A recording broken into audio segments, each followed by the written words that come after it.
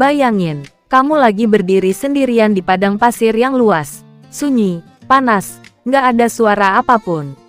Lalu tiba-tiba, hembusan lembut menyentuh wajahmu, angin.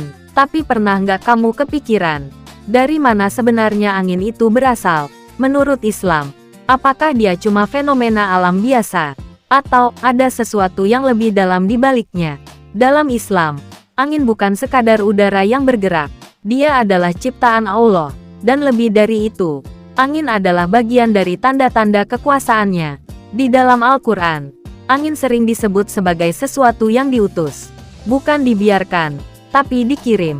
Bayangin, angin yang kita rasakan setiap hari, sebenarnya bukan terjadi secara kebetulan. Dia datang dengan tujuan.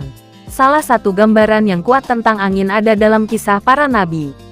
Misalnya, Nabi Nuh, saat banjir besar melanda bumi, angin berperan dalam menggerakkan awan, hujan, dan gelombang.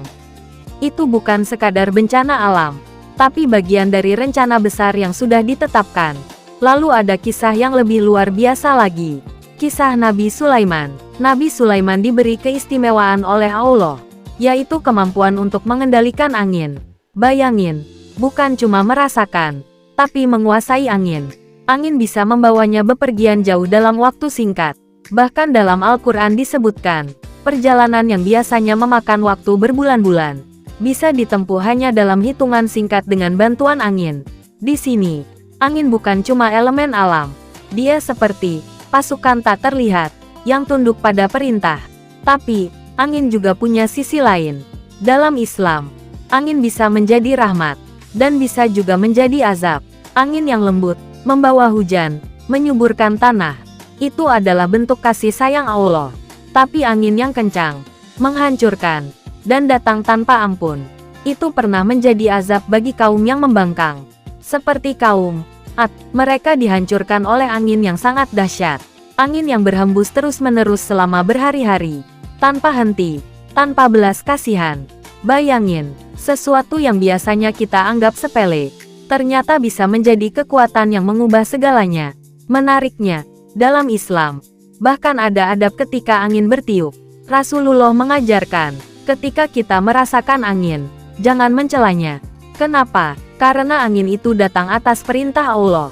Sebaliknya, kita dianjurkan untuk berdoa, meminta kebaikan dari angin tersebut, dan berlindung dari keburukannya. Artinya, angin bukan sekadar cuaca. Dia adalah bagian dari hubungan antara manusia dan Sang Pencipta.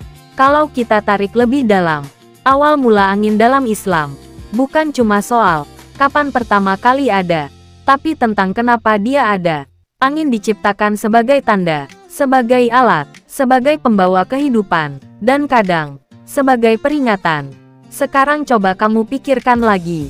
Setiap kali angin menyentuh kulitmu, itu bukan kejadian biasa. Itu adalah sesuatu yang sudah diatur, sudah diperintahkan.